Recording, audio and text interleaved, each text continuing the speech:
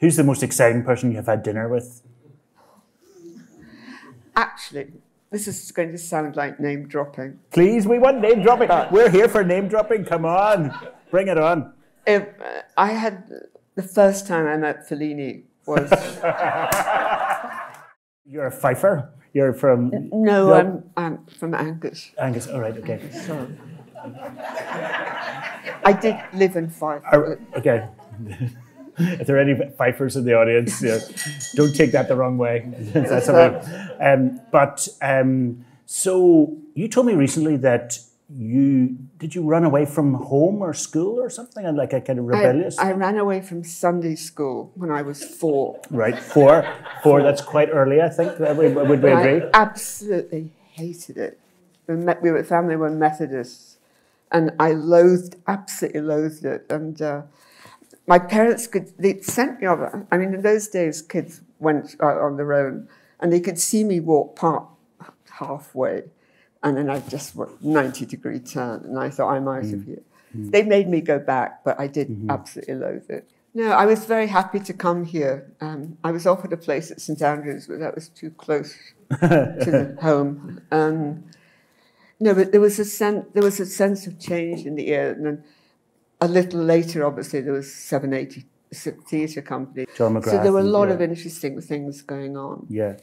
Earlier, you and I have talked about the 70s, this great progressive time, but again, if you want to name names, do.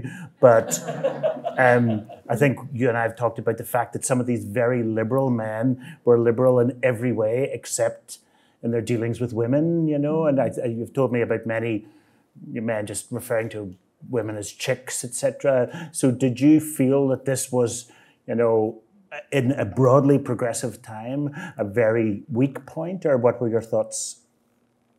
Well, I think it's all constantly evolving. It's just, what I do feel sad about in a way is that we did the women's event in 72, and things haven't changed as much. I mean, obviously it's better now, there are more women directors, but it's not, given that that was over 50 years ago, one would have thought there'd be more progressive. When I got involved with cinema, there was very much a sense of high art and low art. And a lot of the things we introduced at Edinburgh, like we were showing exploitation movies, we were showing a lot of music films, a lot of horror films, and we refused. I just didn't want to accept any notion that they were films that should be taken less seriously than the traditional European art cinema. It's just like, I can't be bothered with kind of polite cinema. I mean, I did a list of films for the Scotsman recently, and I just sort of wrote off the top of my head, and I realised that the thing that linked them all was, more or less all of them, was obsession. Obsession. There was a huge appeal in going into production and actually seeing how the system worked. And it started when Sean Connery rang up and said he was going to do this film about Edinburgh, and then I suggested Murray should direct it, and we had a kind of crazy time doing it. And that, I didn't realise then what production was like, because Sean was involved. We got the budget we wanted. The Queen gave us Hollyrood Palace, which she never normally does.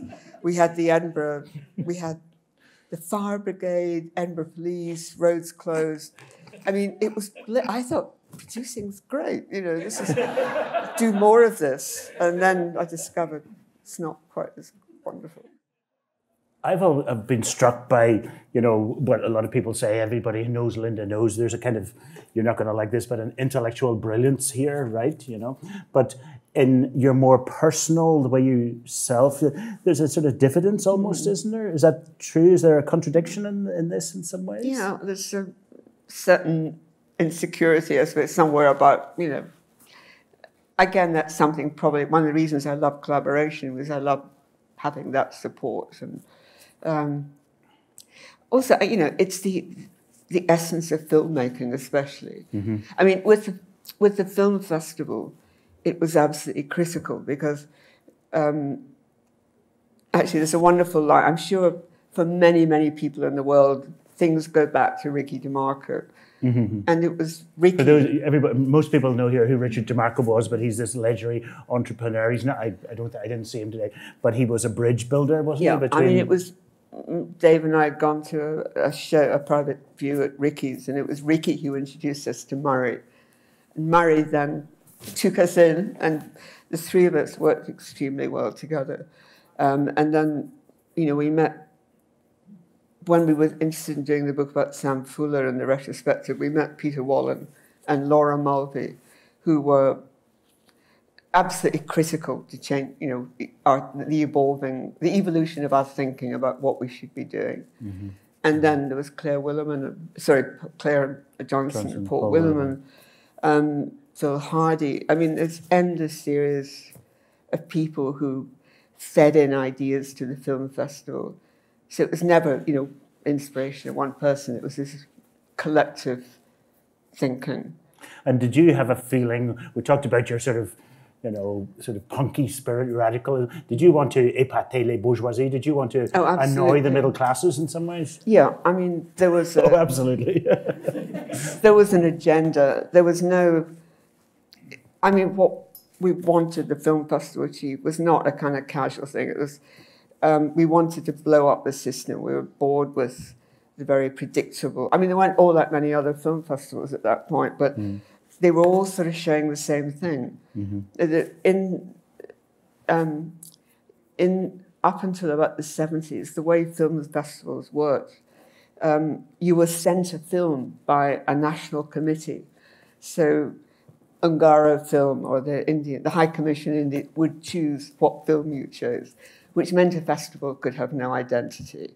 So that went out of the window. To go back to collaboration, I mean, film does not function, film production does not function without collaboration. It's how the whole system works. And it's one of the things I still find very, very touching about production is how good people are. I mean, because film is essentially freelance, people have to be good. I mean, to really have a career. And it's just, I just feed off seeing the contribution of everyone, how different departments integrate. And when you teach, you take your students to all sorts of stuff, don't you? Visual arts and theatre. Yeah. Tell us a bit more about that. Freud Museum. Tell us a bit more about why. I mean, a lot of people who teach film show films, and that's fantastic. Why do you do more than that? I think directors especially need to know about everything. Cooking, sex, architecture, music. Cooking, sex, architecture, in that order. So when I went to National Film School, I said to Nick Powell that I wanted a budget to take the director's arts. And so we had a very close connection with the Young Vic Theatre. And the great thing about going to the Young Vic was that you could meet, after the show, you could meet the director, the writer, the actors.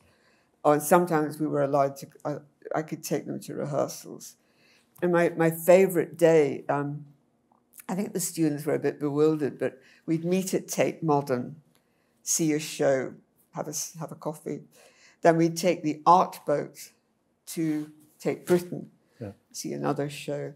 I mean, I was like Mary Poppins, initially had 6 directors every year. And I just felt that they should know about everything. I mean, Kazan actually wrote, I'm not his biggest fan politically, but he did write a fantastic lecture about why directors need to know. I mean, I think everyone needs to know. Everyone should be going to, but particularly for directors, I just thought, also, they go to theatre, they see the work of writers they might want to work with, or especially, I like them to go to fringe theatre where they might see young actors, they're contemporaries, who might be people they'd want to work with. Who's the most exciting person you've had dinner with? Actually, this is going to sound like name dropping. Please, we want name dropping. We're here for name dropping. Come on, bring it on. The first time I met Fellini was... Fellini, never heard of him. Actually, it was the most astonishing 36 hours, because I went to Rome, had lunch with Fellini, dinner with Francesca Rossi, and I met Giulio Pontecorvo the next day. They were not queuing up to meet me because of my sparkling personality. They were queuing up to see me because I represented Columbia Pictures. So I was money. But Fellini was, I went out to Cinecittà, there's a restaurant which is, he regarded as his own. You know, people say things like when they're with someone, that person makes you feel no one else exists at that moment. Fellini made you feel no one else had ever existed. Oh. He was just extraordinary. Was it a possibility that Columbia would make a film with Yeah, Fellini? I mean, my job at what David Putnam's... Now, my mission from David, when he was running the studio, was to go around Europe talking to all the filmmakers we liked. And our argument was that we were also filmmakers. We weren't just like boring studio executives. So it was the most fantastic job while it lasted. So I just went around Europe meeting every director whom I admired. And Fellini had a project, and actually Pontecorvo had a project, but sadly David's tenure ended at the Columbia, so we didn't get much further. But I had about 4 meetings with Fellini. Do you love cinema too much? Can one love cinema too much?